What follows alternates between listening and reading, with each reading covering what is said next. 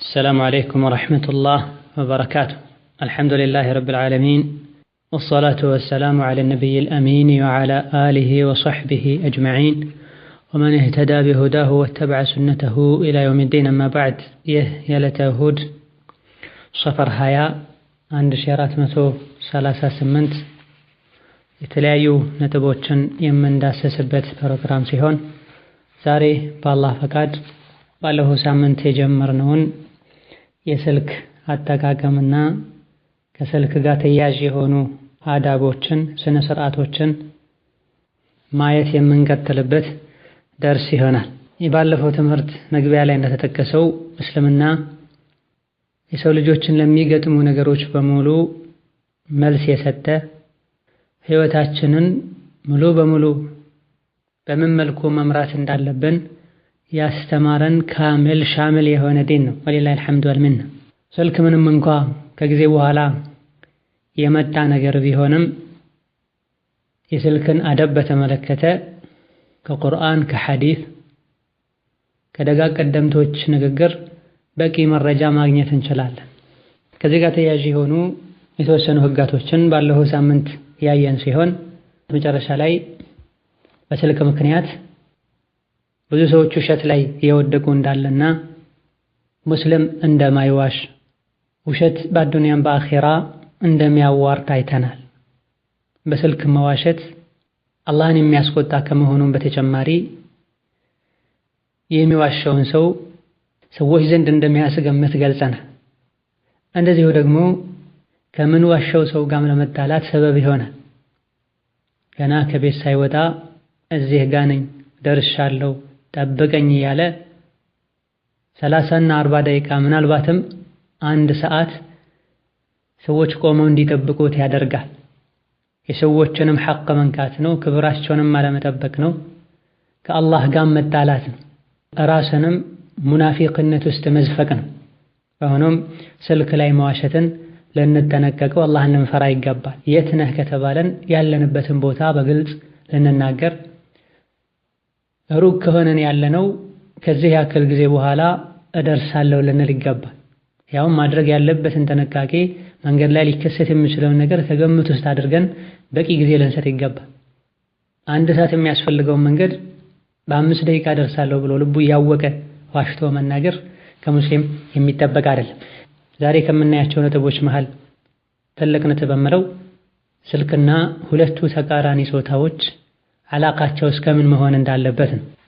ከሚደዋወሉት መሃል አንዱ ሴት ከሆነች ሁለቱም ጥንቃቄ ሊያደርጉ ይገባል። አላህን ሊፈሩ ይገባል። ሴት ልጅ ድምጿን ከማለሳለስ ከመቅለስለስ መጠንቀቅ ይኖርባታል። አላህ ተባረከ ወተዓላ የነቢዩ ሚስቶችን የምእምናን እናቶችን ልባቸው ንጹህ የሆኑ አላህ የመሰከረላቸው ሰሓቢ ሴቶችን ከነቢዩ ጋር እስካሉና የነቢዩ ባለቤቶች እስከሆኑ ድረስ ማንም የማይከጅላቸው ሴቶችን ስትናገሩ ድምፃችሁን አታቅለሰልሱ ብሏቸዋል። ፈላ ተኽضዕነ ቢልቀውሊ ፈየጥመዐ አለዚ ፊ ቀልቢሂ መረድ ወቁልነ ቀውለን መዕሩፋ። በድምፃችሁ ንግግር ስትናገሩ አትለሳለሱ። ልቡ ላይ በሽታ ያለበት ይከጅላል፣ ነገር ይፈልጋል። ወቁልነ ቀውለን መዕሩፋ፣ የተለመደና ለፊትና የማይዳረገን ንግግር ተናገሩ ብሏቸው። የነቢዩ ባለቤት የሆኑ ሰሓባ የሆኑ ጣሂራት ዓፊፋት የሆኑ እንዲህ ከተባሉ ከዛ ከነሱ በታች ያሉ ሴቶች የበለጠ ጥንቃቄ ሊያደርጉ ይገባቸው። በተለይ ባለንበት ዘመን የአላህ ፍርሃቻ እየቀነሰ መጥቷል። ወጣቱ ቀልቡ ደርቋል። በመሆኑም ሴቷ የበለጠ ጥንቃቄ ልታደርግ አላህን ልትፈራ ይገባል። መልካምን ንግግር እንጂ ከመናገር ምላሷን ልትቆጠብ ይገባል። መልካሙንም ንግግር የሸሪዓውን አደብ በጠበቀ መልኩ ልትናገር ይገባታል። ድምፅን ለማቅጠን መሞከር፣ እንደዚሁ ደግሞ ቃላትን የመረጡ መናገር፣ ገና ከወንድ ጋር ወይም ከሴት ጋር ንግግር ሲጀምሩ ሸርን አስቦ መናገር ተገቢ አይደለም። ሴት ልጅ ወንድን በምታናግርበት ጊዜ ባዕድ ወንድ ከሆነ መሃል ላይ ሸይጣን እንደሚገባ ንግግሩን ወደ ሌላ አቅጣጫ እንደሚያዞረው ሊገምቱ ይገባቸው። በመሆኑም አስፈላጊ ሆኖ ወይም የግድ ሆኖ ካልተገኘ ሴት ልጅ ወንድን ዝም ብላ ከማናገር ወንድም ሴትን ከማናገር ሊቆጠቡ ይገባል። አስፈላጊም ከሆነ በዛው በአስፈላጊው ልክ ሊያበቁ ይገባል። የሀገሬ ልጅ ነው፣ የአክስቴ ልጅ ነው፣ አብረን የተማርነው ኢላ አኺሪህ እያሉ ሸይጣን የተጫወተባቸው ብዙ ሰዎች አሉ። ሴቷም ስታናገር ምኗም ያልሆነውን ወንድ ልክ እንደ ባሏ ወይም ልክ እንደ ሸቂቅ ወንድሟ አድርጋ ስታናግር ይታያል። አንዳንዴ ወንዱም እንደዚሁ ምን ችግር አለው ውስጣችን ንጹህ ነው ይሏል። የነብዩ ምስቶች ውስጣቸው ንጹህ ሳይሆን ቀርቶ አይደለም። ነብዩ አለይሂ ሰላቱ ወሰላም ውስጣቸው ንጹህ ሳይሆን ቀርቶ አይደለም። አደቦችን ያስተማሩት፣ ሴት አልጨብጥም ያሉት፣ ወንዶች ወደ ሴቶች አትግቡ ያሉት። በዚህ መልኩ ውስጤ ንጹህ ነው ያለ ሐራም የሚያድበሰብስ ውስጡ በሽተኛ ነው። ወሀከዛ ሸርጡ ተሟልቶ አስፈላጊ ሆኖ ወንድና ሴት በስልክ በሚያወሩበት ጊዜም ቢቀድሪል ሐጃ መገደብ አለባቸው። አንኳሩን ፍሬውን ሐሳብ አስቀምጠው መዝጋት መቻል አለባቸው። ከባዕድ ወንድ ብቻ አይደለም ማህረምም ከሆነ ሰው ጋር ቢሆን ገደብ አለው። ከባሏ ጋር የምታወራው ወሬ ራሱን የቻለ ነው። ከአባቷ የምታወራው ወሬ ራሱን የቻለ ነው። ከወንድሞቿ የምታወራው ወሬ ራሱን የቻለ ነው። ከወንድም ዝቅ ብሎ ካሉ ዘመዶች ጋር የምታወራው ወሬ ራሱን የቻለ ነው። ሐጃ ኖሯት ስታወራ ከአጅነቢ የምታወራው ወሬ ራሱን የቻለ ሊሆን ይገባል። ሁሉንም ወንድ በአንድ አይን ልታይ አይገባም። ወንዱም ሁሉንም ሴት በአንድ አይን ላይ አይገባም። ባለቤቱን በሚያናግረው መልኩ እህቱን ሊያናግር አይገባም። ቀልድ መጠን አለው፣ ጨዋታ መጠን አለው። እነሆ ወንድና ሴት እያወሩ መሃላቸው ላይ ፊትና እየተከሰተ እንደሆነ ከገመቱና ሁኔታው ካላማራቸው ሊያቆሙ ይገባል፣ ሊሸሹ ይገባል፣ ጥንቃቄ ሊያደርጉ ይገባቸው። አማ ልባቸው ያወቀ ወንዱ በሴቷ መፈተኑን ያወቀ ሴቷን በወንዱ መፈተኗን ያወቀች ቀልባቸው እየደረቀ በዛው ዝም ብለው የቀጠሉ እንደሆነ አኺራቸው ይበላሻል፣ አዱንያቸውም ሐያታቸውም ይበላሻል። በስልክ ምክንያት በቀላሉ አስፈላጊ ነው የሥራ ጉዳይ ነው ተብለው ተጀምረው አላህ የሚጠላው ወንጀል ላይ እንዲወድቁ ሰበብ የሆናቸው ብዙ ሰዎች አሉ። በሥራ ምክንያት ብሎ ከሆነች ሴት ጋር ይተዋወቃል። ስራው አላህ የሚወደው ስራ ሳይሆን ወደ ሌላ ስራ ይቀየራል። ሴቷም እንደዚሁ የተለያየ ሐጃዎች አሉኝ ብላ አላህን ከማይፈራ ከአጅነቢ ወንድ ጋር መደዋወል ትጀምራለች። የመደዋወሉ በስልክ የመቅለስለሱ አንሶ ወደ ሐራም ይወድቃል። የሰፈርሽ ልጅ ነው ታዋቂው ተባልኩኝ ብላ ትጀምራለች። ከዛ ሐራም ላይ ይወድቃል። ወንዱም እንደዚሁ። ባለንበት ጊዜ ደግሞ በመማር ስም በማስተማር ስም ዲን አላቸው የሚባሉ ሰዎችንም ጭምር በሁለቱ ጾታዎች መሃል ያለው ችግር ያጠቃ ነው። ለመማማር ተብሎ ይጀመራል። ከዛ ዓላማቸው መስመሩን ይስታል። ወሀከዛ ሶሻል ሚዲያ በሚባሉ መስመሮች ላይም ወንድና ሴት እየተገናኙ እየተጻጻፉ ድምፅ እየተላላኩ ፍትና ላይ የሚወድቁበት አጋጣሚ አለ። የስልክ አደብ በምንልበት ጊዜ በድምፅ መደዋሉን ብቻ አይደለም። በየትኛውም መልኩ በስልክ ምክንያት ወንድና ሴት ሲገናኙ አደቡ ሊጠበቅ ይገባል። ደውላ ማናገር ተገቢ አይደለም እንደምንለው ሁሉ ከአጅነቢ ወንድ ጋር ያለ በቂ ምክንያት መጻጻፍም አደብ አይደለም። የተጻጻፉም እንደሆነ ድምፅ የተላላኩም እንደሆነ አደቦች፣ መስፈርቶች መጠበቅ አለባቸው። ዋትስአፕ እና ሌሎችም ግሩፖች ላይ ወንድና ሴት ተሰብስበው ተቀላቅለው መቀለድ፣ መጫወት፣ የተለያዩ ነጥቦችን ያነሱ መወያየትና መከራከር ተገቢ አይደለም። ለፊትና ይዳርጋል። ፈየጥመዕ አለዚ ፊ ቀልቢሂ መረድ ተብሏል። በልቡ በሽታ ያለበት ይከጅላል ተብሏል። በውስጥ በኩል ዞሮ መጥቶ ድምፅሽ ሲያምር ይላታል። የት ሀገር ሰው ነሽ እንተዋወቅ ይላታል። በዚህ መልኩ ጫወታ ጀምረው ሐራም ላይ ወደቁ። እንደምንም ተንገዳግደው ከሐላል ላይ ደርሰው ከሳምንታት በኋላ የተፈጠፈጡ ብዙዎች አሉ። ባህሪውን፣ አስተዳደጉን፣ ውሎውን አታውቅም። ግሩፕ ላይ ድምጿን ሰማ ወይም ድምፁን ሰማች፣ በውስጥ ይተዋወቃል። ከዛ በኋላ ካላገባሁሽ ብሎ ይሞታል፣ ወይም እሷ ካላገባሁ ብላ ትሞታለች። ቤተሰብ ላይ ፈቅድ ይችላል። የማይሆን ሰው ዓላማ ቢስ ሰው ሊሆን ይችላል። ውስጥ ለውስጥ ብዙ ስለሄዱ በዛም በዚህም ብለው ይጋባሉ። በሐላሉም በሐራሙ ሸርጡን በጠበቀ መልኩ የሚሆን ሳይጠብቅ ቤተሰብ ያላት የለኝም ብላ ፍርድ ቤት ታሳሰራለች። ቤተሰቦቿ በበቂ ምክንያት እሱ አይሆንሽም አታገቢም ብሏት ሳለ እምቢ ብላ ሸሪዓ ፍርድ ቤት ሄዳ ታስራለች። አንዳንዴ ደግሞ በየመንደሩ ቃዲ ነኝ የሚሉ አሉ። ማን ቃዲ እንዳረጋቸው አናቅም፣ ቃዲ ያሰረልኝ ይላል። እያንዳንዱ ግለሰብ ባለበት ሀገር ህጋዊ ሆኖ ቢሮ ኖሮት የሚሰራ ቃዲ ጋር ሄዶ ማሰር አለበት እንጂ በየመንደሩ ስደተኛ የሆኑ ቃዲዎችን አናቅምኛ። ሆኖም አንዱ የትዳር ህይወትን እስከ ማበላሸት ድረስ ሐራም ላይ እስከ መውደቅ ድረስ ግልጽ ባልሆነ መልኩ በተድበሰበሰ መልኩ ኒካህ እስከ ማሰር ድረስ ሰበብ ሆኗል። በየግሩፑ ተገናኝተው ቀልደው ተጫውተው አንዳንዴ መማማር ብለው ሁሉም ያለውን ይናገር ተብለው ሐቅና ባጥልን እየቀላቀሉ በጀህልና እየተመሩ ውስጥ ለውስጥ ፍትና ይከሰታል። ይህ በጭራሽ ሊሆን አይገባም። አላህን ልንፈራ ይገባናል። በእያንዳንዱ ንግግር ተጠያቂዎች ነን። ለስልክ በምናወጣው በእያንዳንዱ ሳንቲም ተጠያቂዎች ነን። ስልክ የገዛህበትን ገንዘብ ከየት አመጣኸው? በስልኩ ምን ተጠቀምከበት? ልደውልበት ወይም ደግሞ ለኔት ብለህ ካርድ የገዛህበትን ሳንቲም ከየት አመጣኸው? የሞላኸውን ሳንቲምስ በምን ጨረስከው? ወላሂ አላህ ዘንድ እንጠየቃለን። ثم لتسألن يومئذ عن النعيم ተብለናል። ሐራም ያየው ሐራም እየሰማው ቂለ ወቃል እያየሁኝ የሆነ ያልሆነውን ያወረድኩኝ ከተለያዩ ወንዶች ጋር ሴቶች ጋር እየተጻጻፍኩኝ ጨረስኩት። ይሄ በቂ መልስ አይደለም አላህ ዘንድ። ኒዕማ ነው በአግባቡ ከተጠቀሙ። ስለ እያንዳንዱ ኒዕማ እንደምንጠየቅ አላህ ቁርአን ላይ ምሎ ነግሮናል። የግሩፖች መብዛት፣ ግሩፖች ላይ ወንድና ሴት መቀላቀል፣ አንዳንዶች አካሄዳቸው ግራ የሚያጋባና ግልጽ የሆነ ስርዓት የሌላቸው መሆናቸው ዋናውን ሽጉላችንን የተፈጠርንለትን ዓላማ እንድንዘነጋ አድርጎናል። እኔ የኔ ያክል ግሩፕ አለኝ፣ እኔ የኔ ያክል ግሩፕ ውስጥ አለሁኝ፣ እኔ የዚህ ያክል ግሩፕ አድሚን ነኝ፣ ኃላፊ ነኝ። ይሄ ተፋኹር ምንድነው ጥቅሙ? ምን ተጠቀምክ? ምን ተጠቀምሽበት? ገና ከእንቅልፋቸው እንደነቁ መጽሐፍ ነው፣ ቀኑን ሙሉ መጽሐፍ ነው፣ ማታ እንቅልፍ እስኪወስዳቸው መጽሐፍ ነው። በእንቅልፍ መሃል ተነስተ ሁሉም ይጽፏል። ከሌሊቱ 6 ሰዓት ላይ የተላከ ሜሴጅ ይታያል፣ 8 ሰዓት ላይ የተላከ ሜሴጅ ይታያል፣ 10 ሰዓት ላይ የተላከ ሜሴጅ ይታያል፣ መዐል ፈጅር በዕደል ፈጅር የተላከ ሜሴጅ ይታያል። ካኑ እንዲህ አይነት ሰዎች የተኸለቁት ለስልክ ሆነዋል ማለት ነው። ምንም እንኳን የሚያስተላልፉት ትምህርት ኸይርና ጥሩ ነገር ቢሆን ስራችን ትምህርት ማስተላለፍ ብቻ ሊሆን አይገባው። በምንሰማው በምናስተላልፈው ትምህርት ምንሰራበት ወቅት ሊኖረን ይገባል። ራሳችንን ምንፈትሽበት ወቅት ሊኖር ይገባል።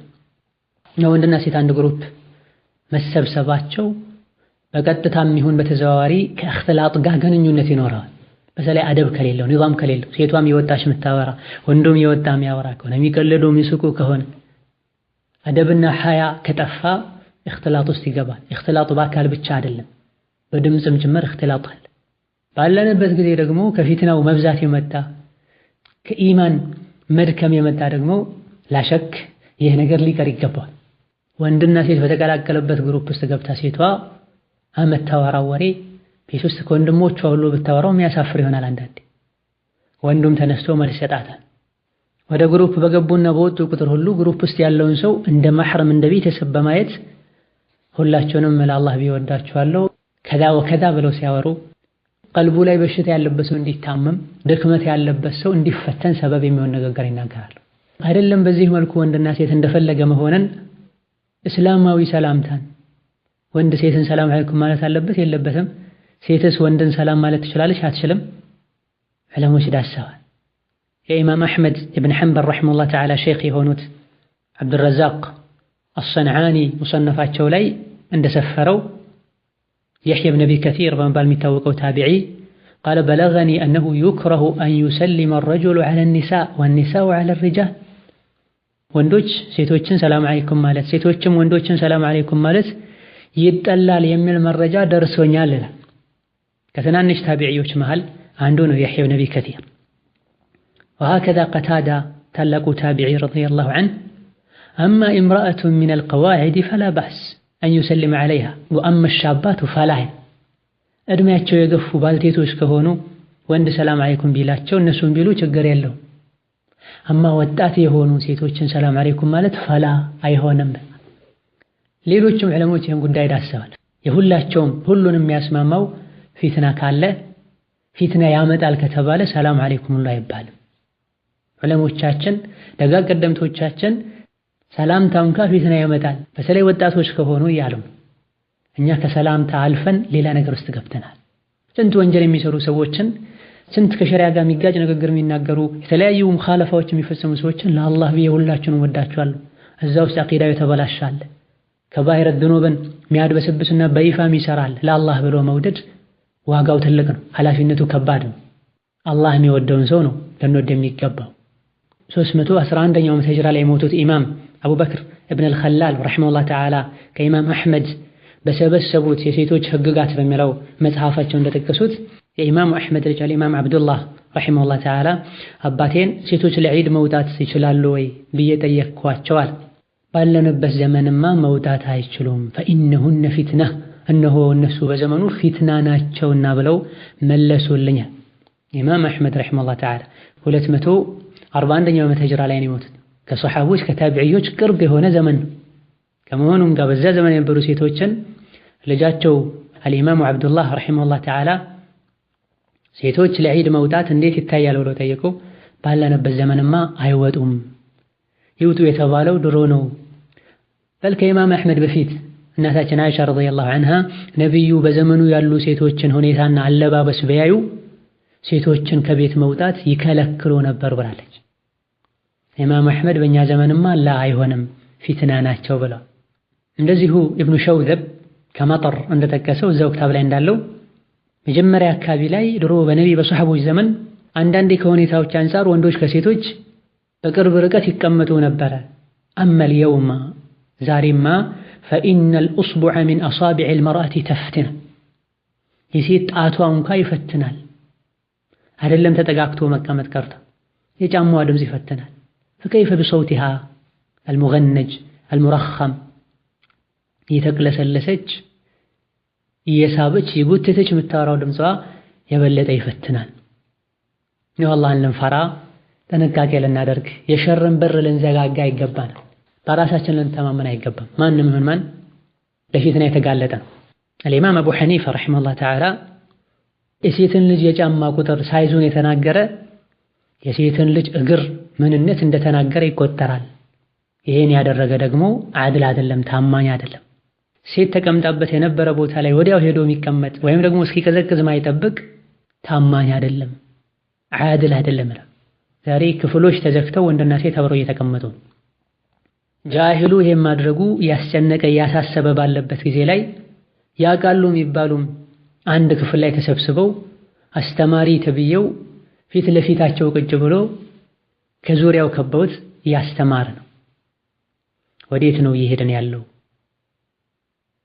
ማንን ነው እየተከተለን ያለው?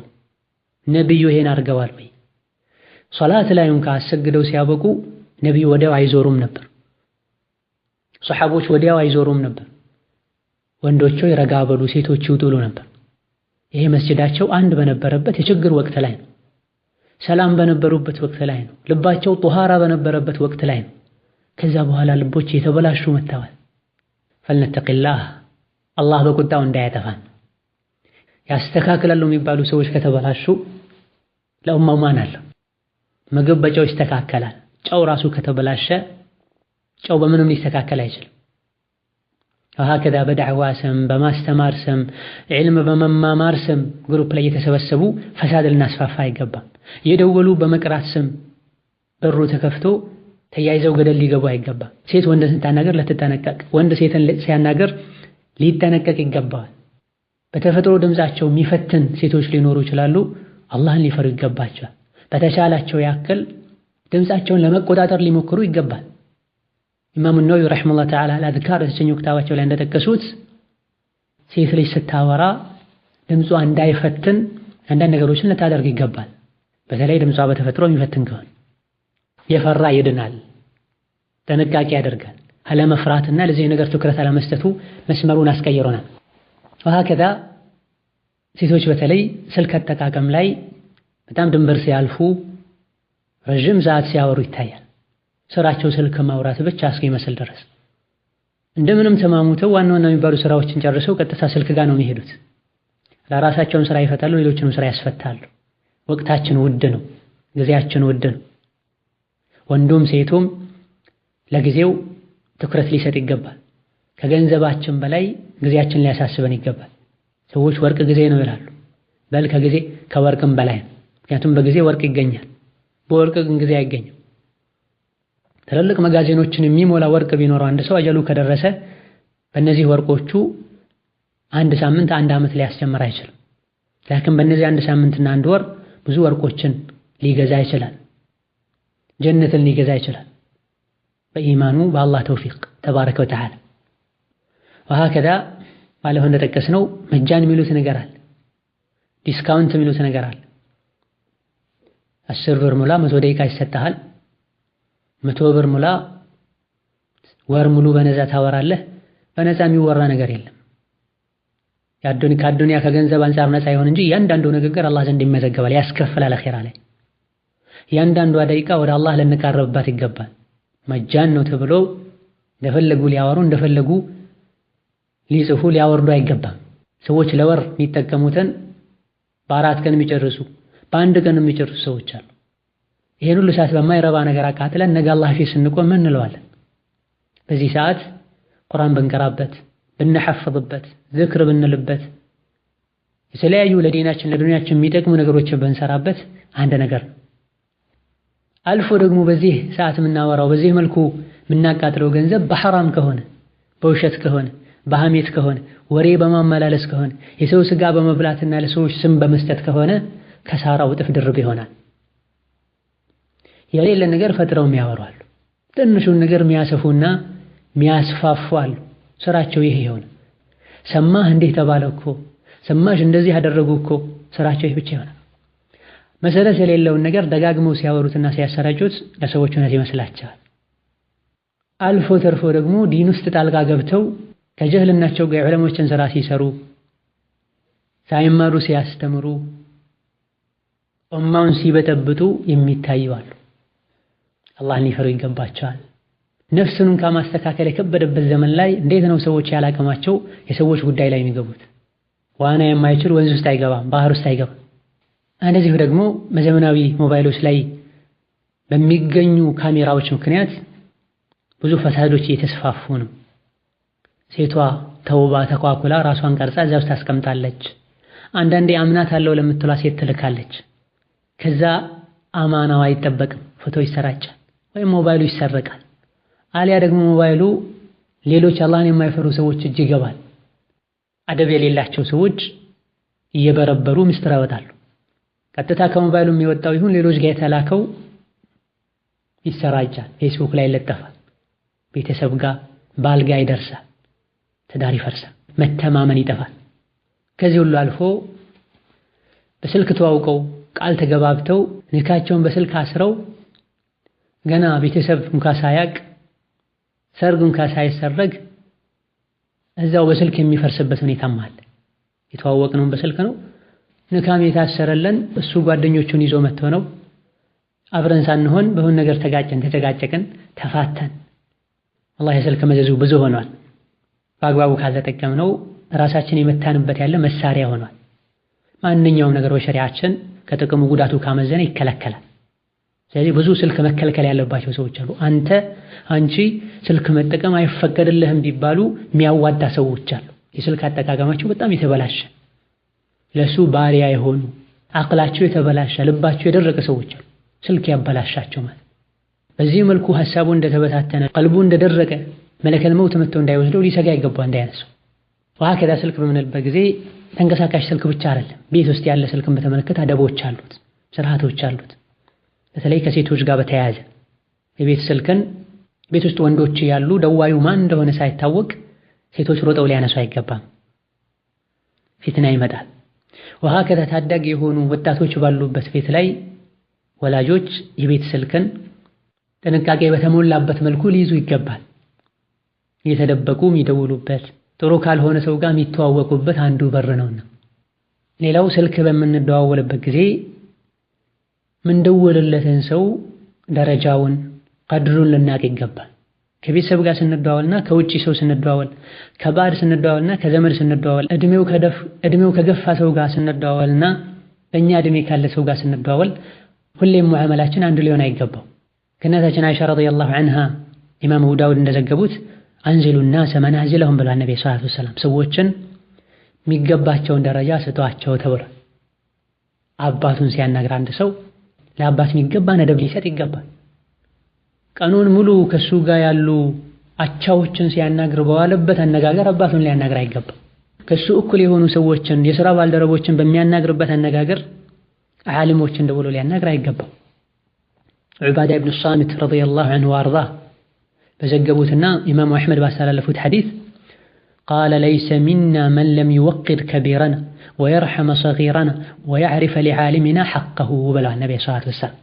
ከኛ አይደለም አሉ ነቢዩ ሰለላሁ ዐለይሂ ወሰለም፣ ከሙእሚኖች አይደለም፣ ኢማኑ ሙሉ አይደለም። መን ለም ዩወቂር ከቢረና ታላቅ የሆነን ሰው በዕድሜ ትልቅ የሆነን ሰው የማያከበር ሕፃን ለሆነ ሰው የማያዝን ወየዕሪፈ ሊዓሊሚና ሐቀሁ የዑለሞችን ደግሞ ሐቅ የማያቅ ሰው ከኛ አይደለም። እስልምና በመሰረቱ ሰዎችን ሁሉ እኩል ቢያደርግም እስላም ስር ያሉ ሰዎች ራሳቸው ደረጃ አላቸው፣ ይበላለጣሉ።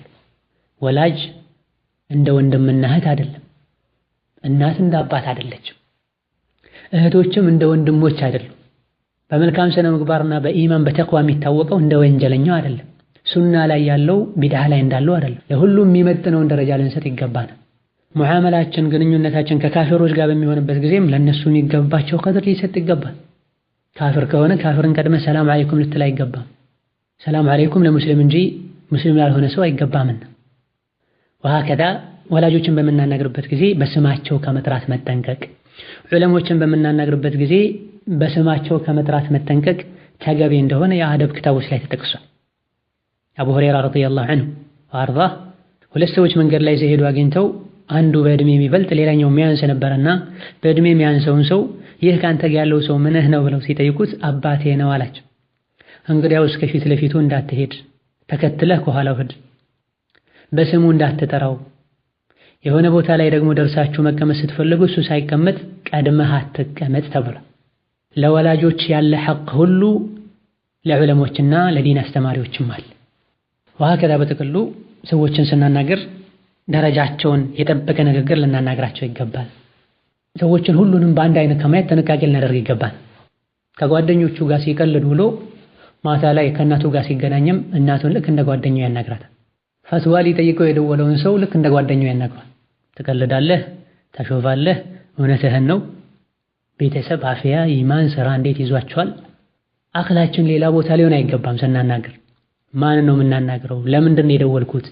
የሚደውሉ ሰዎች ሑስነል ኹሉቅ ሊኖራቸው ይገባል። ስነ ምግባራቸው ያማረ፣ ንግግራቸው አደብ የተሞላበት ሊሆን ይገባል። ሲደውሉ ጫጫታ ያለበት ቦታ ላይ ሆኖ ከመደወል ጥንቃቄ ማድረግ ያስፈልጋል። በተለይ የሚደውሉት ሙሂም ለሆነ ጉዳይ ከሆነ ከዙሪያው የመኪና ድምፅ፣ የሞተር ድምፅ፣ የማሽን ድምፅ አለ። ደውሎ ግን የሚጠይቀው ጉዳይ በሰሐቦች ዘመን ተሰብስበው ሹራ የሚያደርጉለት ጉዳይ ነው። ጸጥ ያለ ቦታ ላይ ሆኖ ሊደውል ይገባል። ወሀከዛ አንዳንዴ ከልጆቹ ጋር ከቤተሰቦቹ ጋር ሆነው ከግራ ከቀኝ ሰዎች እየቀለዱ እየሳቁ እየጮሁ እሱ መሀል ላይ ቁጭ ብሎ ያወራል። ከሱ ድምፅ ልክ ከዙሪያ ያሉ ሰዎች ድምፅ ይሰማል። ይህ የአደብ መጉደል ነው። የሚደውሉለትን ሰው ሐቅም አለመጠበቅ ነው። አልፎሉ አንዳንዴ የቤተሰቦቹ የሴት ልጆቹ የባለቤቱ ድምፅ የሚወጣበት አጋጣሚ አለ። ወሀከዛ በምናወራበት ጊዜ ባለፈው እንደጠቀሰው ድምፃችን መካከለኛ ሊሆን ይገባዋል። ስልክ ላይ የሚሆን በአካል ስናወራ በድምፅና ከት ብሎ መሳቀን ልንጠነቀቅ ይገባል። ነቢያችን ሰለላሁ ዐለይሂ ወሰለም ሳቃቸው ተበሱም ነበር፣ ፈገግ ነበር የሚሉት። ነዓም እንደ ሁኔታው አንዳንዴ በድምፅ መሳቅ ሊኖር ይችላል። የሰው ልጅ የዘውትር ባህሪው መለያው ሊሆን አይገባም። በስልክ ላይ ሲሆን ደውለን የምናናግረው ሰው ደረጃው መጠበቅ ያለበት ሰው ሲሆን ደግሞ የበለጠ ከአደብ ጋር ይጋጫል። ቅድም የጠቀስነው ሀፊያ ኢማን ቤተሰብ ስራ እንዴት ይዟቸዋል? አንዳንዴ ማላ ያዕኒ ይሆናል። አንዳንዱ ከሸሪዓ ጋር የሚጋጫል። አንድን ሰው ኢማን አለህ ወይ ተብሎ አይጠየቅም። ኢማን እንዴት ነው ብሎ መጠየቅ አደጋ ነው። አለኝ ጥሩ ነው ካሉ ራስን ማጥራት ነው። የለኝም ካሉ መክፈር ነው። ለምን ሰውን ለአደጋ እናጋልጣለን? እዛ ንግግራችን በሸሪዓ መሰረት ይሁን፣ አደብ ይኖረን፣ ስርዓት ይኖረን። ሌላው ሙሂም የሚባለው አደብ የራሳችን ስልኩን ስንጠቀም ስርዓት ሊኖረን ይገባል ብለናል። ከዚሁ ከስልክ ተያይዞ የሚጣሰው አደብ የሰውን ስልክ ያለ አግባብና ያለ ፈቃዱ መጠቀም። አንዱ ስልኩን አስቀምጦ ይሄዳል፣ አንስቶ ይደውልበታል። ሴቷም እንደዚሁ ውስጡ ላይ ያለውን ምስጢር አንስቶ ይበረብራል። ይሄም ተገቢ አይደለም። የሰውን ስልክ ሳያስፈቅዱ አንስቶ መደወልም ተገቢ አይደለም። አላሁመ ኢላ ምናልባት ቤተሰብ ከሆኑ እጅግ በጣም ቅርብ ጓደኞች ከሆኑና ቢጠቀም ምንም አይነት ቅሬታ አይሰማው የሚባል ከሆነ ይሄን ችግር የለውም እንላለን። ወሀከዛ የሰው ቤት ላይ የሚሰሩ ሰራተኞች በአሰሪዎቻቸው ስልክ እየተደበቁ ከማውራት ሊጠነቀቁ ይገባል። የሰው ገንዘብ የሰው ንብረት በፈቃዱ እንጂ ደስተኛ ሆኖ እንጂ አይፈቀድም ሲሉ ነብዩ ሰለላሁ ዐለይሂ ወሰለም ትንሽም ቢሆኑ ሲባሉ መፋቂያውን ቢሆን ብለው ዐለይሂ ሰላቱ ወሰላም። እንደዚሁ የተለያዩ ቢሮዎች ላይ የሚሰሩ ሰዎች የቢሮ ሕግ የሚፈቅድ ካልሆነ በስተቀር የቢሮ ስልክን ለግል ጉዳያቸው ሊጠቀሙ አይገባም። መደወል የግድ ከሆነም ኃላፊያቸውን ሊያስፈቅዱ እሱም ኃላፊውን አለቃውን ሊያሳውቅ ይገባል። ሌላው ስልክን በተመለከተ መነሳት ያለበት የህፃናት ጉዳይ ነው። እድሜያቸው ለጋ ገና የሆኑ ህፃናትን ከስልክ ጋር ልናስተሳሰራቸው አይገባም። ቁርአን ሊሐፍዙ፣ አዝካሮችን ሊሐፍዙ፣ አደብ ሊማሩ፣ ዕልም ሊቀሩ ይገባቸው። ገና የ8 ዓመት የ9 ዓመትን ልጅ ከእጁ የሚበልጥን ስልክ ያሸክሙታል። ስራው ሁሉ ሞባይል መጎርጎር ነው። የተለያዩ እልህኛ የሚያደርጉ ቁጠኛ የሚያደርጉ እንዲበሳጭና ካገኘው ነገር ጋር እንዲጋጭ የሚያደርጉ ጨዋታዎችን ያወረዱለት በለራሳቸው ጭንቅላቱ እንዲበላሽ ያደርጉታል። ከዛ በኋላ ልጄ ሰደበኝ፣ መታኝ፣ ሶላት አልሰግድም አለኝ ብለው ስሞታ ያበዛሉ። በዑመር ዘመን አንዱ ልጄ መታኝ ብሎ ዑመር ጋር ይዞ መጥቶ ምን አስተምረኸዋል ብለው ዑመር ጠይቀውት አይ ግመል ነው የሚጠብቀው ምንም የተማረው ነገር የለም ብሎ ሲመልስ አባት የመታህ ግመል መስለኸው ነው ብለው። ሞባይል ላይ ሰው ሲገዳደል እያየ ነው፣ ሰው ሲደባደብ እያየ ነው። ልጁ ተነስቶ ታናሾቹን ቢደበደብ አልፎ እናቱ ላይ ቢተፋ የሚገርም አይደለም። ያስተማረችው እናት ናት፣ ያስተማረው አባት። ልጆች አማና ናቸው። አማናውን ለስልክ ለቴሌቪዥን ለኔት ልንተው አይገባም። ያለ እድሜያቸው ስልክ ሊይዙ አይገባም። ዘመኑ ነው ምን ይደረጋል ይላሉ አብዛኞቹ ወላጆች። እንደ ዘመኑ ሳይሆን እንደ ሸሪዓ ልትኖር ይገባል። ስልክ መያዝ ዋጅብ የሆነበት ስልክ መያዝ የግድ የሆነበት ሰዓት ላይና በአግባቡ መጠቀም የሚችልበት ሰዓት ላይ ስልክ ይፈቀድለታል። ሁለቱ መሟላት አለባቸው። ስልክ መያዝ የግድ ነው ወይ ወይም አሁን አስፈላጊ ነው ወይ? ቢሆንስ ደግሞ በአግባቡ መጠቀም ይችላል ወይ? አቅሉን ዲኑን ለአደጋ አይዳርግም ወይ ልንል ይገባል። ምዕራባውያን አደረጉት የዘመኑ ሰው አብዛኛው ያደረገው ብለን በዛ መንገድ ልንሄድ አይገባም። እንደዚሁ ደግሞ ህፃናትን ስልክ እንዲያነሱ መፍቀድ ተገቢ አይደለም። አላሁመ ኢላ የደወለው እነሱ የሚያውቁት ቤተሰብ ካልሆነ በስተቀር ልጆች ወረኛ እንዲሆኑ ሰበብ ይሆነ፣ ያለ እድሜያቸው ከነሱ ጋር የማይሄዱ ጉዳዮች ላይ እንዲገቡ ሰበብ ይሆነ፣ አንዳንዴ ምስጢር እንዲወጣም በር ይከፍታል። የጤና ችግርም እንዳለው በዚህ ጉዳይ የሚያጠኑ ሰዎች ይናገራሉ። ሞባይል የተሰራው ከተለያዩ ነገሮች ነው። ውስጡ ላይ ጎጂ የሆኑ ብዙ ንጥረ ነገሮች አሉ። አይደለም ህፃናትን አዋቂን ሁሉ ይጎዳል። ያለ አግባብ ከተጠቀምነው ከልክ በላይ ከተጠቀምነው ከአንጎል ጋር ከአእምሮ ጋር ግንኙነት አለው። ህፃናት ላይ ሲሆን ጉዳቱ የከፋ ነው። ቅድም እንደተባለው አንድ ነገር ጉዳቱ ባመዘነ ቁጥር ሸሪዓችን ይከለክለዋል። ሌላው እነዚህ ላይ ሙሂም የሚባለው ነጥብ የፈትዋ ጉዳይ ነው። ፈትዋ ብሎ ማለት ሁሉም እንደሚያውቀው ስለ ዲን መጠየቅ ማለት ነው። ጠያቂው የሚያስበው ለጠየቀው ጥያቄ መልስ ማግኘቱን ብቻ ነው። ትልቁ ኃላፊነትና መስኡልያ ያለው ተጠያቂው ላይ ነው። ፈትዋ አንድ ትምህርት የምናገኝበት መንገድ ነው። ተጠይቆ የሚመልሰው ሰው ስለ አላህ ብሎ እየፈረመ ነው። ይህ የምሰጠው ምላሽ የአላህ የረሱል ምላሽ ነው ብሎ ነው የሚናገር። በመሆኑ ሰዎች ፈትዋ ሲጠይቁ ማንን መጠየቅ እንዳለባቸው ሊያውቁ ይገባል። አንድ ነገር ነው። በምን መልኩ መጠየቅ እንዳለባቸው ሊያውቁ ይገባል። ስልክ አገኘሁ ብለው የሆነ ያልሆነውን ጥያቄ እየደረደሩ የዑለሞችን ጊዜ ሊያጣቡ አይገባቸው። ኑሂና አን ከትረቲ ሱአል ተብሏል። ጥያቄ ከማብዛት ተከልክለናል ብለዋል ሰሐቦች። 30 እና 40 ደቂቃ ተሰጥቶ የተዳሰሰ ነጥብ የተሰጠውን ማብራሪያ በጥሞና አድምጦ መልሱን ማግኘት የተቻለ መጠየቅ ስለሚችሉ ብቻ የሆነ ፈትዋ የሚሰጥ ቁጥር ስለሚያውቁ ብቻ አንስተው የሚደውሉ ሰዎች አሉ። ሆኖም በየትኛውም መልኩ ሰዎች ሲደውሉ ለፈትዋ ሲደውሉ ሊያሟላቸው የሚገቡ አደቦች አሉ። በመሰረቱ ፈትዋ በአካል ቢሆን ይመረጣል። ከስልክ በስተጀርባ ሆኖ የሚያወራው ሰው ማንነት አለመታወቁ፣ እድሜው አለመታወቁ ያለበት ሁኔታ አለመታወቁ ፈትዋው ላይ ሊያሳድረው የሚችል ተጽዕኗል። አብዱላህ ብን አባስን አንዱ መጥቶ አንድ ሰው ቢገድል ተውበቱን አላህ ይቀበለዋል እንዴ ብሎ ጠየቃቸው። በሱና በተውበት መሃል ማን ነው ግርዶሽ ሊፈጥር የሚችለው? አሁን አላህ ተውበቱን ይቀበለዋል አሉት። ተመለሰ። ሌላም ሰው ይሄንኑ ጥያቄ ጠየቃቸው። ኢብኑ አባስ ጋር መጥቶ አንድ ሰው ነፍስ ቢያጠፋ ሰው ቢገድል ተውበት ቢያደርግ አላህ ይቀበለዋል እንዴ ተውበቱን? ላ አላህ ተውበቱን አይቀበለውም ብለው መለሱለት።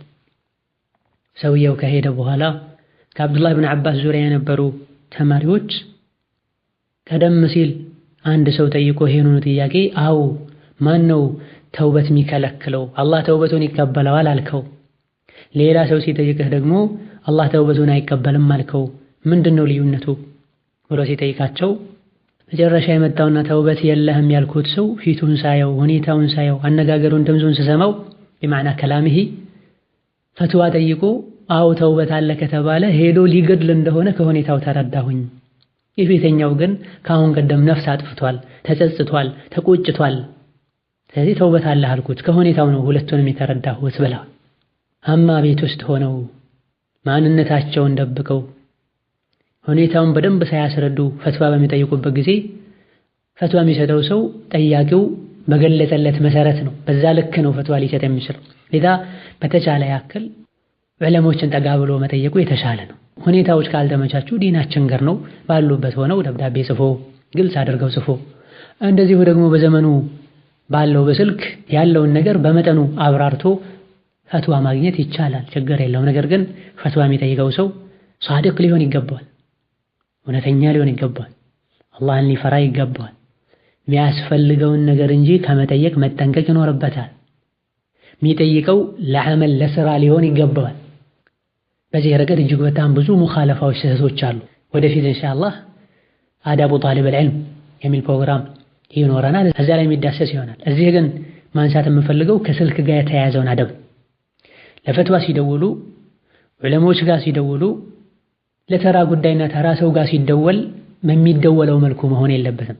አነጋገራችን ሚዛን ያለው፣ ድምፃችን ልኩን የጠበቀ፣ ወቅቱ ሙናስብ ሊሆን ምንደውልበት ቦታ የሚመች ሊሆን ይገባል።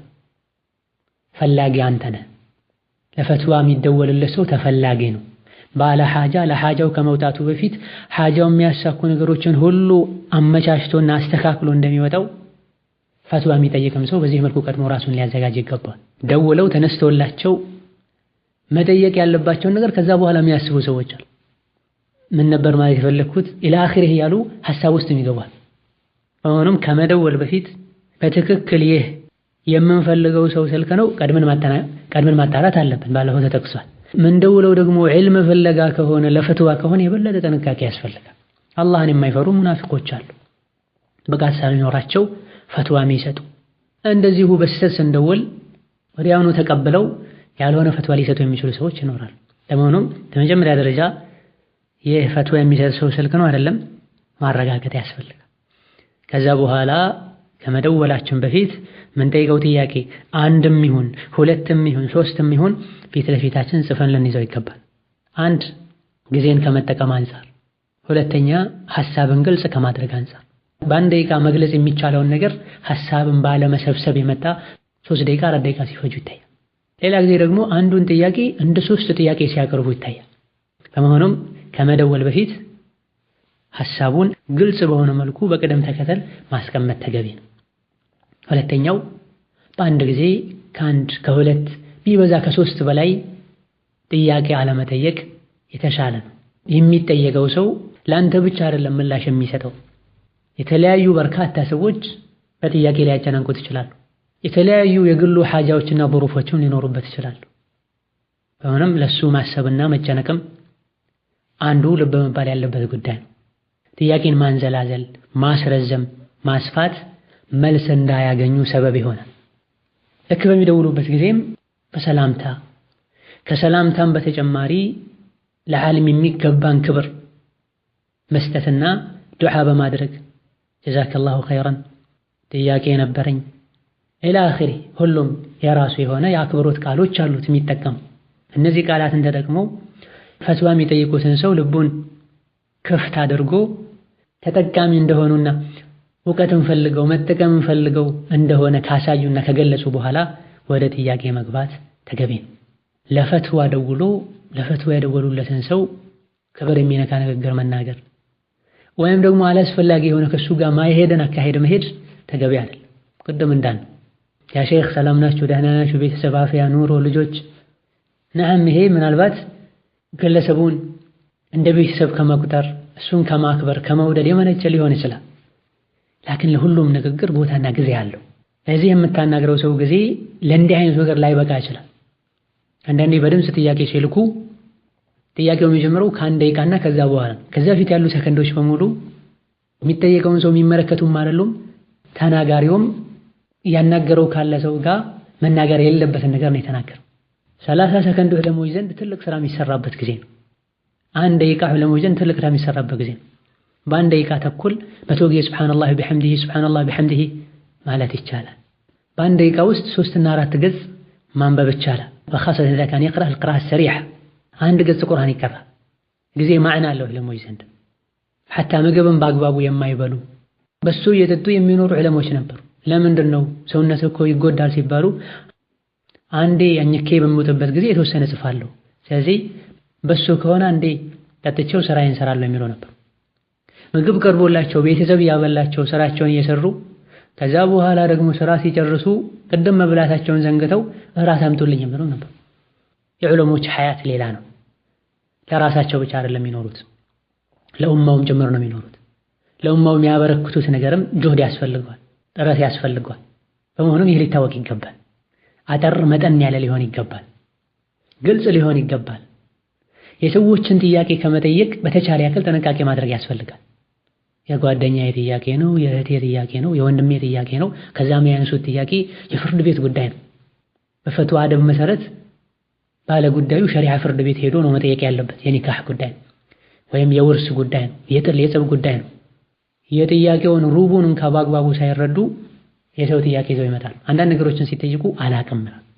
አሁንም ጥያቄው የራሱን ጥያቄ ሊጠይቅ ይገባል። የግድ ከሆነ مثلا አንዳንድ ሴቶች ሊከብዳቸው ይችላል። ለባላቸው ለወንድማቸው ወይም ለእህታቸው በደንብ አስረድተው ይገልጻል። አንዳንድ ከባድ የሚባሉ ጉዳዮች ላይ በየትኛውም መልኩ ባለ ጉዳይ እንጂ ማንም አይጠይቅ ሊባል ይችላል። የሚጠየቀው ሰው መልስ ከሱ አገኛለሁ ብቃት አለው ተብሎ እስከሆነ ድረስ እሱ የተጠየቀው እሱ በፈለገው መልኩ ሊጠየቅ ይገባዋል። አንዳንዴ ፈትዋ የሚሰጠው ሰው ማብራሪያ ላይ ያስፈልገው ይችላል። መስጠሩን ነገር እንኳን ሊጠይቅህ ይችላል። የመመለስ ግዴታ አለበት። ነገሩ ግልጽ ከሆነለት በኋላ ነውና ፈትዋ የሚሰጠው። ይሄ ምን ያደርግልሃል ልትለው አይገባም። የሚጠይቅህ አንተው በጠየቀው መሰረት ፈልገህ አንተን የመጣው ጫፍ ጫፉን ብቻ ሰምቶ መልስ አይሰጥህም። እናም አንዳንድ ነገሮች ግልጽ ይሆናሉ። አንተ የተናገርከውን ብቻ መሰረት አድርጎ ይመለስልሃል። አንዳንዴ ሐሳብህን ከመጨረስህ በፊትም ምን ለማለት እንደፈለግ ከጀምሩ ሁሉ ሙፍቲው አውቆ አስቆሞ መልሶን ይሰጥሃል። አለመቸኮሉ ተመራጭ ቢሆን አንዳንዴ ይሄ አይበቃም። ጠያቂው አንተ መሆነ ቀርቶ እሱ ብዙ ጥያቄ ያጨናንቃና ከዛ በኋላ ነው መልስ የሚሰጥ። ወሀከዛ ስትጠይቅ ያልተከሰተን ነገር አትጠይቅ፣ ማይመለከተን ነገር አትጠይቅ። ሊሆን ይችላል በሚል ነገር አትፈልፈል። እንዲህ ነገር ሲሆን እንዴት ነው የሚደረገው በሸሪዓ ይላሉ። ሆኗል ወይ ሲባሉ አይ አልሆነም ሲሆን መተህ ጠይቅ። ኢማሙ ሻዕቢ ረሒመሁላህ ተዓላ ታላቁ ታቢዒ አንዱ ጥያቄ ሲጠይቃቸው መስጂድ ላይ የነበረች ጠጠር ከመስጂድ በሆነ መልኩ ሰዎች ካወጧት ታለቅሳለች፣ ትጮሃለች ተባለ። እውነት ነው እንደ ብሎ ሲጠይቃቸው ተዋት ጉሮሯ እስኪያማትና እስኪሰነጣጠቅ ድረስ ትጮህ ብለው መለሱለት። ጉሮሮ አላት እንደ ብሎ ጠየቃቸው። ታዲያ ጉሮሮ ከሌላት በምንድን ነው የምታለቅሰውና ነው ታለቅሳለች ይባላል ብለህ የምታወራው ብለው መለሱለት ረሒመሁላህ ተዓላ። ወሀከዛ ሌላኛው ውዱእ ያደረኩኝ ሳለ ጺሜን ውሃ እስከ ስር ማይገባና ቆዳ የማይነካልኝ ከሆነ ምን ላደርግ ብሎ ጠየቃቸው። በሱናው መሰረት ጺሙ ወፍራም የሆነ ሰው ከላይ ብቻ ማጠብ ነው የሚወጅብበት። እንደዛም አድርገህ ማይገባ ከሆነ ሰው ደውሰ ዘብዝፈህ አሳድረው አሉት። ጠብዓን ጥያቄው ተገቢ ያልሆነ ጥያቄ ነው። ተሰጥቶታል፣ የተሰጠውን ያክል ይዞ መሄድ አለበት። ፊዕለን ዘብዝቦ ማሳደር ይወጅባል ማለት አይደለም። ሻዕቢ ረሒመሁላህ ተዓላ ጠያቂው ባልሆነ መልኩ ስለጠየቀ የሰጡት ምላሽ ነው እንጂ ቅድም እንዳልነው ወፍራም ከሆነ ከላይ ብቻ ማጠቡ በቂ ነው። ወፍራም ወይም ደግሞ ጥቅጥቅ ብሎ የበቀለ ከሆነ ከላይ ብቻ ማጠቡ በቂ ነው። እንደዚሁ ደግሞ ለጥያቄ ደውሎ ከመከራከር መጠንቀቅ ተገቢ ነው። እንደዚሁ ደግሞ የዑለሞችን ንግግር እርስ በርሱን ከማጋጨት መጠንቀቅም ተገቢ ነው። ለፊትና የሚደውሉ ሰዎች አሉ፣ ለፊትና የሚጠይቁ ሰዎች አሉ። ከአንዱ ዓለም ፈትዋ ያገኛሉ፣ እንደገና ከሌላኛው ፈትዋ ያገኛሉ። በሁለቱ መሃል ልዩነት እንዳለ ማንጸባረቅ ይፈልጋል። ሌላ ጊዜ ደግሞ ዓለሙን መፈተን ይፈልጋል። ይሄ ሁሉ ስራ የፈቱ ቀልባቸው የደረቀ ሸይጣን የተጫወተባቸው ሰዎች ስራ። ቀደም ሲል ስትጠይቅ ለስራ ጠይቅ፣ ለማወቅ ለመተግበር ጠይቅ ብለናል። እንደ አይነቱ ሰዎች ብዙ ጊዜ ዑለሞች ያውቋቸዋል። ተቆጥተው ሊመልሷቸው ይችላል። ስልኩን ሊዘጉባቸው ይችላል። ሌላ ሰው ጠይቅ ብለው ሊመልሷቸው ይችላል። ወላሁ አዕለም ብለው ሊዘጉባቸው ይችላል። ስለዚህ አጠያየቅ ላይ ስነ ምግባራችን ያማረ ሊሆን ይገባዋል። እነዚሁ ሙሂም የሚባለው ነጥብ ባለፈው ጥቅሉ ብንጠቅሰውም ለፈትዋም እንደውልበትን ሰዓት ሙናሲብ ነው አይደለም ልንል ይገባል። ጭንቅላታችን ላይ ጥያቄ በተፈጠረ ቁጥር ሁሉ ያነሳን ከመደወል መጠንቀቅ ይኖርብናል። በዚህ ሰዓት ይመቸዋል ወይ? መመለስ ይችላል ወይ? አልረፈደም፣ አልመሸም፣ አይተኛም፣ ይህ የሥራ ሰዓት አይደለም፣ የሚያስተምሩበት ሰዓት አይደለም ኢላህ ልንል ይገባል። ከልክ በላይ ደጋግሞ ከመደወልም ጥንቃቄ ማድረግ ያስፈልጋል። ብዙ ደጋግመን ከደወለም በኋላ ያነሳልን እንደሆነም ከወቀሳ መጠንቀቅ የግድ ይላል። ሲደወልልህ አታነሳም፣ ለምንድነው ታዲያ የፈትዋ ስልክ ብለህ የበተንከው? ኢላኺር እሱ በትኖ ላይሆን ይችላል። አስለን ሲጀምርም ራሱን ለፈትዋ አህል ነኝ ላይል ይችላል። ካለው የዑለሞች እጥረት አንፃር የግድ ሲሆንበት የሚመልሰው ሊሆን ይችላል። በሆነ መልኩ ሰዎች ስልኩን አሰራጭተው የሆነ ያልሆነው አደብ ያለውም የሌለውም ለመጠየቅ የተገደደውም ያልተገደደውም ይደውላል። ሁሉን ማስተናገድ አስቸጋሪ ነው። ከሰዎች ጋር የሁሉንም ሐቅ የጠበቁ መናኗር እሳት ላይ መራመድን ያክል የሚከብድበት ዘመን ላይ ነው ያለን። አንተው ባለ ጉዳይ ሆነ አንተው ፈላጊ ሆነ ደውለህ ስታበቃ አላነሳህልኝም ብለህ ተርፍ ቃል መናገር፣ ያውም ዕልም ፈላጊ ሆነ ይጠቅመኛል ብለህ ዓለም ነው ብለህ ደውለህ አደብ ልትስ አይገባም። ማንሳት አለማንሳት መብት ነው ብለናል ባለፈው። ስራና መስኡልያ የሚበዛበት ሰው ሲሆን ደግሞ የበለጠ ዑድር ሊሰጠው ይገባል። ለፈትዋ ቢሮ ከፍቶ የሙስሊሞች መሪ መድቦት አሊያ ደግሞ ሙስሊሞች ኃላፊነት ጥለውበት ለዚህ ብቻ የተቀመጠ ሰው ከሆነ ነዓም ይወጅብብሃል፣ አንሳ ልንል ይገባል። ላኪን አማራጮች ካሉ ለዚህ ነገር ራሱን ሙተፈርግ ያደረገ ሰው ካልሆነ ሊወቀስ አይገባም፣ ዑድር ሊሰጠው ይገባል። አንዳንዴ አንስቶልህም አልመለስም ሊል ይችላል። አሁን ሰዓቱ አይመቸም፣ ሌላ ጊዜ ደውል ሊል ይችላል። ባለ ጉዳዩ ራሱ ይጠይቅ ሊልህ ይችላል። የዚህን ጥያቄ መልሱን አላውቅም ሊልህም ይችላል። ከነቢዩ ውጪ ከድንጋይ የተያዘን ነገር በሙሉ የሚያውቅ ማንም የለም። እሺ ልትልና ምን እንደሚሻል ልታማክል ልጠይቅ ይገባል። ጭራሽ አደብ የሚባለው ነገር ባጠገባቸው ሁሉ ያላለፈ ሰዎች አሉ። ወሀከዛ ደውሎ ሲጠይቁ ይህ አደብ መጠበቅ እንዳለበት ሁሉ በበለጠ መልኩ ደግሞ እየጻፉና ሪከርድ የላኩ በሚጠይቁበት ጊዜ የበለጠ ጥንቃቄና አደብ ያስፈልጋል። ትልልቅ ጉዳዮችን በማይገባ ጽሑፍ አንዘላዝለው አስረዝመው ጽፈው ይልካሉ። የጠያቂው ማንነት አይታወቅ፣ ባለ ጉዳዮች ሆኖ ማን ነው አይታወቅ። በዚህ መልኩ እንኳን ጽፈው አልተመለሰልኝም ማለት ነው። በሁለት ደቂቃ የሚጠይቀውን ጥያቄ 7 ደቂቃ 6 ደቂቃ አድርገው ልከው ስላልተመለሰላቸው ቅር ይሰኛል። ቅድም እንዳልነው ነው ዕልም ላይ ዳዕዋ ላይ ያሉ ሰዎች አንዳንዴ ምግብ የሚበሉበትን ጊዜ ላይ ያገኙ ይችላሉ። በአግባቡ በቂ በሆነ መልኩ የሚተኙበትን ጊዜ ላይ ያገኙ ይችላሉ። እንዴት ተብሎ በአንድ ደቂቃ የሚጠየቅን ጥያቄ 7 ደቂቃ አንዳንዴ 10 ደቂቃ ተደርጎ ተልኮ እነሱ በፈለጉት መልኩ አለመመለሱ ሊያስቀይም አይገባም። ሐቂቃ ይሄ ዛሂራን ያለ የታይ ያለ ነገር ብዙ ሰዎችን ያስቀየምና ያነጋገር ያለ ጉዳይ ነው። ዱዓቶች አይመልሱም፣ ማንን እንጠይቅ? የዲን ጠላቶች እንደዚህ የተጫወቱብን ባለበት ጊዜ ላይ ዱዓቶች ከኛ ለምን ርቃሉ? ኢዛ አረድተ አን ቱጣዕ ፈአሙር ቢማ ዩስተጣዕ ይላሉ አረቦች ሲናገሩ። ሰዎች እንዲታዘዙ ከፈለግ የሚቻልን ነገር እዘዝ ይላል። ቤተኛው ጊዜ ነው 10 ደቂቃ ሁሉ ቁጭ ብሎ አድምጦ መልስ የሚሰጠው። እንዳልነው ቅድም እንዳልኩት ለዚህ የተኸሰሰ ሰው ከሆነ ነዓም። ላኪን ብዙ አሽጋሎች ሊኖሩ ይችላሉ። ጠይቀን መልስ ማግኘታችን ብቻ አይደለም ሊያስጨንቀን የሚገባው፣ የምንጠይቀው ሰው ሓልና ሁኔታም ሊያሳስበን ይገባል። የእሱ ጊዜ የብቻው ጊዜ አይደለም የኡማው ጊዜ ነውና ጊዜውን ያለ አግባብ ልሻማው አይገባም ልንል ይገባናል። ዑድር ልንፈጥር ይገባናል። ሳያየው ቀርቶ ነው፣ ሳይመቸው ቀርቶ ነው፣ አነጋገሬ ግልጽ ሳይሆን ቀርቶ ነው፣ ሌላ ጊዜ ይመልስልኝ ይሆናል ልንል ይገባል። በተለይ ዋትስአፕ የሚሉት ነገር ላይ ምልክቱ እንዳደመጥከው ያሳያል፣ ለምን አልመለስከልኝ ብለው ይከሳሉ። በዚህ መልኩ ፈትዋ ይሰጠናል ምንለውን ሰው ማጨናነቃችንና እንደዚህ አጨናንቀነው የምናገኘው ዕልም በረካው ዝቅተኛ እንዲሆን ያደርጋል። አንዳንዴ ሰው እንደመሆኑ መጠን ነፍስያ ልታሸንፍ ትችላለች፣ እልህ ውስጥም ሊገባ ይችላል። ዑለሞች ዱዓቶች ሰው ናቸው። ሰው እንደሚቆጣው ሊቆጡ ይችላሉ። ሰው እንደሚናደደው ሊናደዱ ይችላሉ። ሰው እንደሚረሳው ሊረሱ ይችላሉ። ሰው መሽጉል እንደሚሆነው መሽጉል ሊሆኑ ይችላሉ። ዒልም አካባቢ ያሉ ሰዎችን ልክ እንደ መላኢካ እንደ ነቢይ የሚቆጥሩ ሰዎች አሉ። ማዕሱም የሆነ ማንም የለም። ሰው ሆኖ ማይሳሳት ማንም የለም። ማይዘነጋ ማንም የለም። በምችሉት ያክል አግዙት። ኸይር ነገር ላይ መተባበር እዚህም ውስጥ ይገባል። ጥያቄውን አጠር መጠን ማድረግ፣ ሙናስብ የሆነውን ወቅት መጠበቅ፣ ግልጽ በሆነ መልኩ መጠየቅ ተገቢ ነው። ከኒካህ ጋር ከፍቺ ጋር ተያያዥ የሆኑ ነገሮችን በሰው መጠየቅ፣ በሰው ማስጠየቅ ተገቢ አይደለም። ባለ ጉዳይ ራሱ ይጠይቅ። በዋትስአፕ ጽፎ መላክ፣ በድምፅ መላክ ተገቢ አይደለም። በቂ መረጃ ሳይዝ መልስ መስጠት አይችልም። ቤቱን መጥቶ እንኳን አንኳኩቶ አሁን አይመቸኝም ሌላ ጊዜና ማለት ይቻላል ብለናል። በዋትስአፕ ቤታቸው ቁጭ ብለው በፌስቡክ ቤታቸው ቁጭ ብለው ልከው ሰላምታን አትመልሱ። ጽፎ ሰላምታ ያላከ ሰው ወአለይኩም ሰላም ተብሎ ቢመለስለት ጥሩ። ላከን እንዲሁ ባለሁበት ወአለይኩም ሰላም ካልኩኝ ዋጅቡን ተወጥቻለሁ። ወኢዛ ሁይቱም ቢተሕየቲን ፈሐዩ ቢአሕሰነ ሚንሃ አያውን ሐዲሱን ልካል። ወአለይኩም ሰላም ብያለሁ። መጻፍ የምችልበት ጊዜ ላይኖር ይችላል። ከሰላምታው ተከትሎ የተነሳው ነጥብ ሰፊ ጊዜ የሚያስፈልገው ሊሆን ይችላል። ወአለይኩም ሰላም ብቻ ብሎ መልሶ ጥያቄውን መተው አስቸጋሪ ነው። ወአለይኩም ሰላም ብሎ ጥያቄውን በዝርዝር መመለስም ጊዜው ላይ በቃ ይችላል። አይቶት ባለበት በአንደበቱ ወአለይኩም ሰላም ብሎ መልሱን ሌላ ጊዜ እሰጣለሁ ብሎ ሊተው ይችላል። ከዛ በኋላ ሊረሳው ይችላል። ጥያቄው ተንዘላዘለና ሰፊ ከመሆኑ አንፃር መመለስም አይቻልም ሊሆን ይችላል። ሰላም አለይኩም ብሎ ለጻፈ ሰው ወአለይኩም ሰላም ብሎ ጽፎ መመለስ፣ በደምብ ሰላም አለይኩም ላለ ወአለይኩም ሰላም ብሎ መመለስ ከተቻለ ጥሩ። ላኪን ዋጅቡ መመለሱ ነው።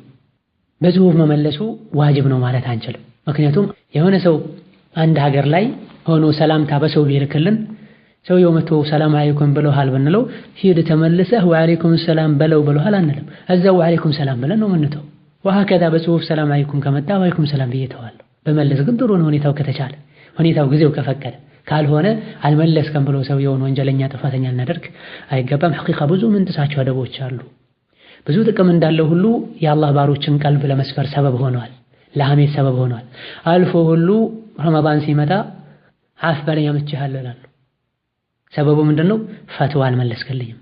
ብዙ ጊዜ ጽፌልህ ሳትመለስ ስትቀር፣ ደውዬልህ ሳታነሳ ስትቀር አፍ በለኝ ከሰዎች ጋር ስምን በመጥፎ አንስቻለሁ። እንደው ተራ ሰዎችን ከማማት አልፎ ፊ ሰቢልላህ ጂሃድ የሚያደርጉ ሰዎችን፣ ለኡማቸው የሚጥሩ ሰዎችን፣ ወደ አላህ የሚጠሩ ሰዎችን ለማማት ሁሉ ሰበብ ሆኗል። ሙስሊም ባለስልጣናትና ኡማውን የሚመሩ ሰዎችን እንደዚሁ ዑለሞችን ማማት እንደ ተራ ሐሜት አይደለም። ደጋግ ቀደምቶች እንደጠቀሱት ሐሜት ሁሉም ሐራም ነው። ላኪን የኡማው መሪ የሆኑ ባለስልጣናትና የዲኑ መሪ የሆኑ ዑለሞችን ማማት ወንጀሉ የከፋ ነው። የኡማው መሪ የሆኑ ባለስልጣናትን ማማት ህዝቡ እነሱ ላይ እንዳያምፅ ሰበብ ይሆናል። ዑለሞችን ማማት፣ ከዲን ጋር ግንኙነት ያላቸው ሰዎችን ማማት ደግሞ በሚያስተምሩት ሰዎች እንዳይጠቀሙ ሰበብ ይሆናል። በመሆኑም የህዝቡ ዲኑም ዱንያውም ይበላሻል። ኢዳ መብትና ግዴታችንን ልናቅ፣ አደብ ልንማር፣ ከሙስሊም የማይጠበቅን ነገር ከማድረግ ጥንቃቄ ልናደርግ ይገባናል። ሀዳ ወላሁ ተዓላ አዕለም። የሚቀሩ ነጥቦች አሉ፣ ከዚህ በላይ መቀጠል አንችልም። ለዛሬ በዚህ እናበቃና በቀጣይ ኢንሻአላህ ተዓላ ምን ከመለው ይሆናል። ነስአሉላህ ቢመኒሂ ወፈድሊሂ ወከረሚሂ አን የህዲየና ሊአሕሰኒል አኽላቅ ኢነሁ ላ የህዲ ሊአሕሰኒሃ ኢላ ሁ ወየስሪፈ ዐና መሳዊአሃ ላ የስሪፉ መሳዊአሃ ኢላ ሁ ኢነሁ ዐላ ኩሊ ሸይኢን ቀዲር። አላሁመ እህዲና ወሰድድና ወአልሂምና ሩሽደና ወቂና ሹሩረ አንፉሲና ያ ከሪሙ ያ ረሒም። ወሰላሙ ዐለይኩም ወረሕመቱላሂ ወበረካቱሁ።